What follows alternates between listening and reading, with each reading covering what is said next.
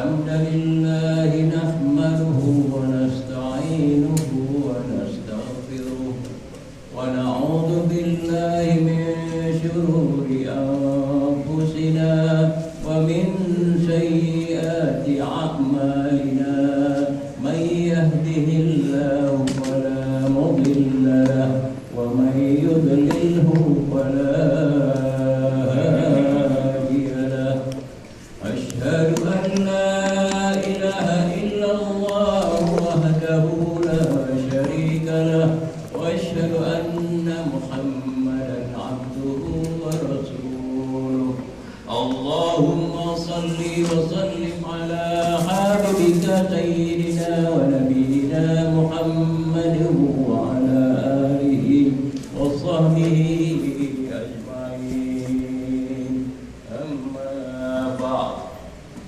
ويا أيها الناس اتقوا الله حق تقاته ولا تموتن إلا وأنتم مسلمون قال الله تبارك وتعالى في الكتاب العزيز أهم خير أم قوم تبع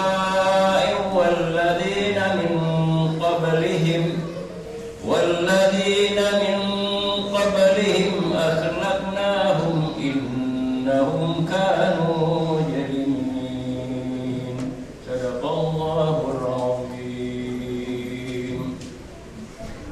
Ma'asyiral muslimin, jemaah Jumat Masjid At-Taubah yang dimuliakan Allah Subhanahu wa taala. Puji dan syukur sama-sama mari kita panjatkan kehadirat Allah Subhanahu wa taala atas limpahan rahmat dan karunia-Nya. Alhamdulillah sampai saat ini kita masih Allah beri kesempatan, kekuatan dapat hadir di jamaah Jumat yang mulia ini. Salawat dan salam sama-sama kita mengikhtiskan dari baginda kita Nabi Muhammad sallallahu alaihi wasallam yang sudah mengantarkan kita dari alam kemurahan ke alam ilmu pengetahuan ini, dari alam jahiliyah ke alam yang beradab ini. Pada kesempatan yang mulia ini, khatib ingin berwasiat terutama kepada diri khatib sendiri dan kepada kita semua para jamaah yang dimuliakan Allah Subhanahu wa taala untuk senantiasa bertakwa pada Allah Subhanahu wa taala dengan sebenar-benarnya takwa, yaitu dengan menjalankan segala perintahnya dan menjauhkan segala larangannya, dan jangan sekali-sekali kita mati kecuali dalam Islam. Dalam surat Ad-Dukhan yang tadi khatib bacakan, Allah Subhanahu wa taala berfirman, apakah mereka kaum musyrikin yang lebih baik atau kaum Tuba dan orang-orang yang sebelum mereka yang telah kami binasakan karena mereka adalah orang-orang yang sungguh berdosa. Al-Imam Al-Qurtubi, seorang pakar tafsir dunia yang bernama asli Imam Muhammad Ahmad Al-Mudur, yang lahir pada tahun 600 Hijriah dan meninggal pada tahun 671 Hijriah. Dalam tafsirnya beliau menceritakan bahwa di abad kedua Masehi hiduplah seorang raja yang bernama Malik Tuba Al-Yamani. Beliau ini berasal dari Yaman. Nama aslinya adalah As'ad Al-Umairi. Yaman dulu itu daerah yang paling makmur, paling maju budayanya di antara jazirah Arab yang lain. Yaman adalah negara yang paling maju. Kita kenal dengan negeri Sabah, di mana Ratu Balqis, istrinya Nabiullah Sulaiman, itu negeri Sabah. Begitu makmurnya negeri itu, yang disebut juga dengan negeri Maghrib, yaitu bendungan besar. Jadi negeri itu saking majunya mereka sudah membangun satu bendungan untuk membelah sungai yang membagi dua kebun-kebun. Di sana kebun-kebun buah-buahan yang Allah turunkan untuk orang-orang di negeri Sabah, dengan buah yang manis-manis, dengan hasil yang luar biasa, sampai mereka mengekspor keluar dari Sabah. Tapi karena mereka kaum kemudian sepeninggal Batu Balqis mereka menjadi orang-orang yang zalim kembali, sehingga Allah turunkan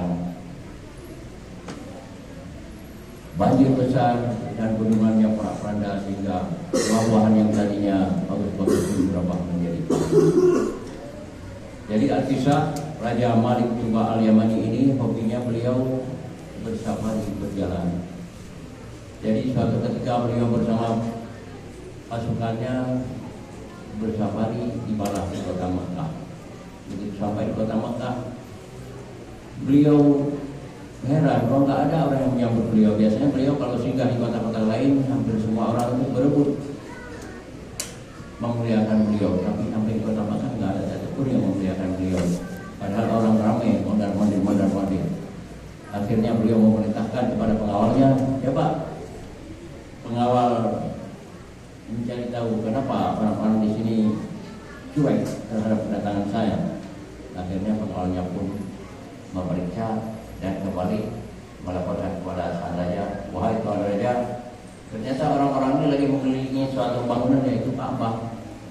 Apa yang mereka sembah? Ya di situ banyak berhala dulu zaman dulu sebelum Islam, sebelum kelahiran Nabi Muhammad SAW, di situ banyak berhala di Ka'bah.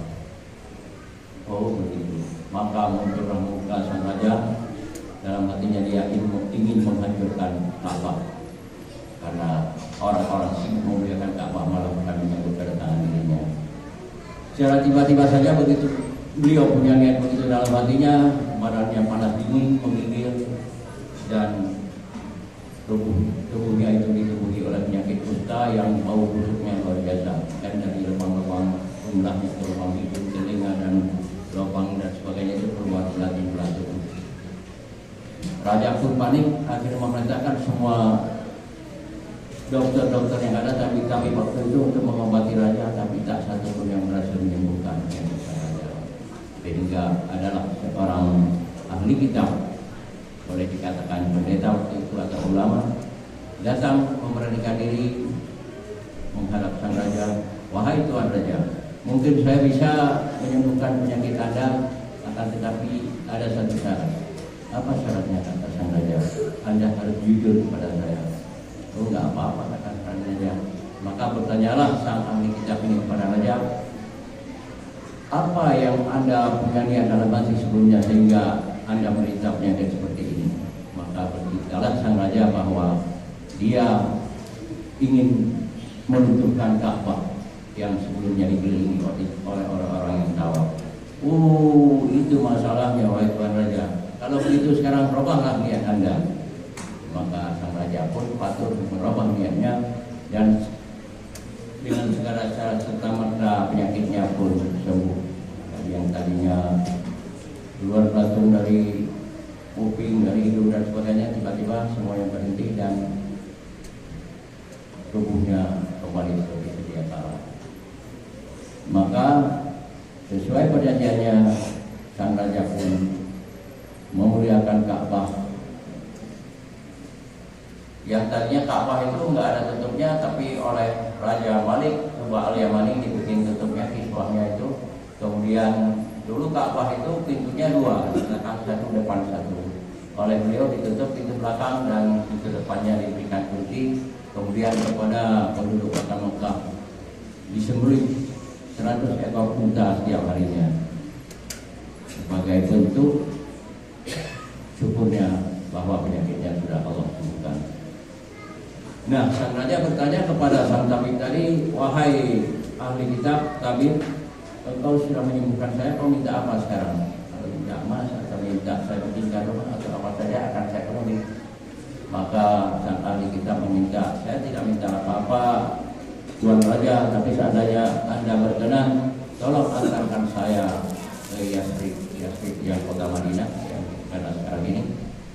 Raja pun heran, kenapa kau minta diantarkan ke sana, sedangkan negeri itu negeri yang tidak ada apa-apanya, belum ada orang pun di sana, dan jalur perdagangnya nggak ada, ekonominya pun nggak bagus.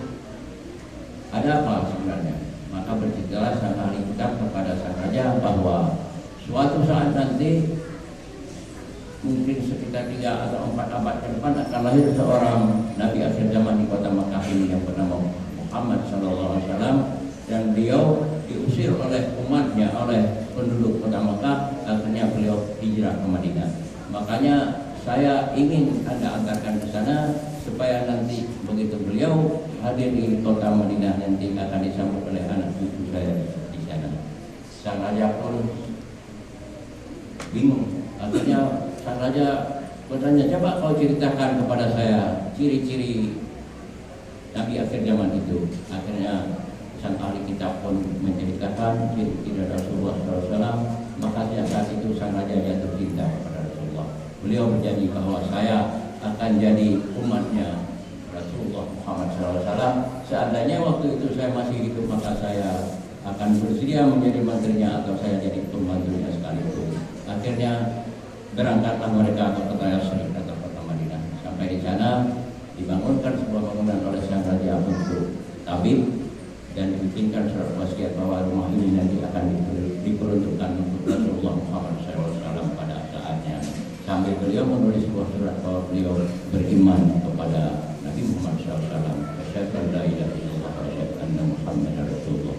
Sepeninggal itu beliau pun kembali ke Yaman dan beliau memutuskan nafasnya yang terakhir di Yaman. Akhirnya pada saatnya Rasulullah SAW setelah 4 tahun di kota Mekah, beliau hijrah ke Madinah. Sampai di sana berbondong-bondong masyarakat yang menunggu kehadiran beliau dan semuanya menawarkan untuk dapat tinggal di rumah mereka. Tapi Rasulullah menolak secara halus dan beliau mengatakan biarkan unta saya yang akan menunjukkan di mana saya akan bertempat tinggal. Rupanya unta sudah diberi wahyu. Dalam riwayat diceritakan bahwa untanya Rasulullah sudah diberi wahyu oleh Allah SWT dan dia berjalan akhirnya sampai di rumah Abu Ayyub Al-Ansari. Dia pun bersingkuh. Akhirnya Rasulullah pun menentukan tepatnya bahwa beliau akan tinggal di tempat Abu Ayyub Al-Ansari. Dan saat itu pula diserahkan surat wasiat dari Raja Tuba Al-Yamani kepada beliau. Dibacakan bahwa Raja Tuba Al-Yamani yang 200-300 tahun sebelum kelahiran Rasulullah SAW sudah menyatakan masuk dalam agama Islam kepada umat Nabi Muhammad SAW. Saya menuliskan sebuah syair tahun 1984 yang telah dibuat di majalah DKI oleh tim dakwah DKI. Telah terbit bulan purnama dari celah Bukit Wadah. Engkau datang kami taati. Terima kasih wahai orang Madinah yang gembira kedatangan Rasul Mustafa. Suara nyanyi gegap kita. Tolak al-Badru alaina. Jadi kedatangan Nabi disambut dengan lepukan rebana dengan qasidah Tolak al-Badru alaina min saniyatil wada wajaba syukru alaina Makanya kita semua kalau bersolawat disunahkan untuk berdiri. Itu asalnya dari kedatangan Rasulullah ke Madinah. Masyarakat muslimin jamaah yang dimuliakan Allah SWT, harapan semoga ibadah puasa yang telah kita jalani selama ini dan tinggal hanya beberapa hari lagi, insya Allah akan Allah berikan puasa kita yang sesuai selama hidup kita. Amin ya rabbal alamin. Barakallahu li wa lakum fil Qur'anil azim wa nafa'ni wa iyyakum bima fihi minal ayati wal dzikril hakim wa taqabbal minni wa minkum tilawatahu innahu ghafurur rahim.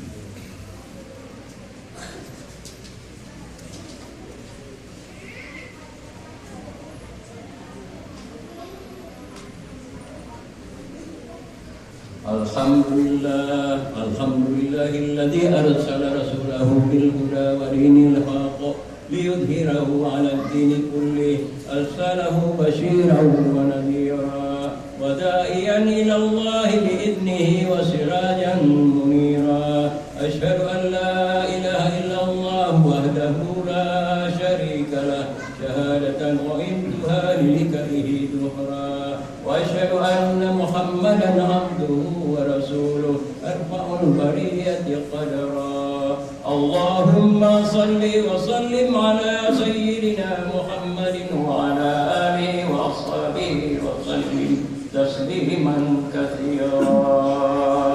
قال الله تعالى في القرآن الكريم أعوذ بالله من الشيطان الرجيم بسم الله الرحمن الرحيم يا أيها الذين آمنوا اتقوا الله حق تقاته ولا تموتن إلا وأنتم مسلمون اللهم صل على سيدنا محمد وعلى آل سيدنا محمد كما صليت على سيدنا إبراهيم وعلى آل سيدنا إبراهيم وبارك على سيدنا محمد وعلى آل سيدنا محمد كما باركت على سيدنا إبراهيم وعلى آل سيدنا إبراهيم في العالمين إنك حميد مجيد. اللهم اغفر للمسلمين والمسلمات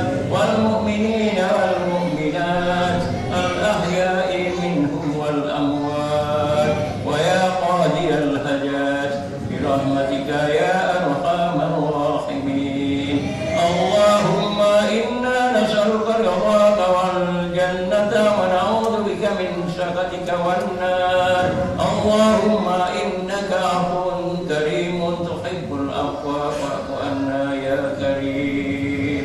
عباد الله إنا يأمر بالعدل والإحسان وإيتاء ذي القربى وينهى عن الفحشاء والمنكر والبغي يعظكم لتذكرون ولذكر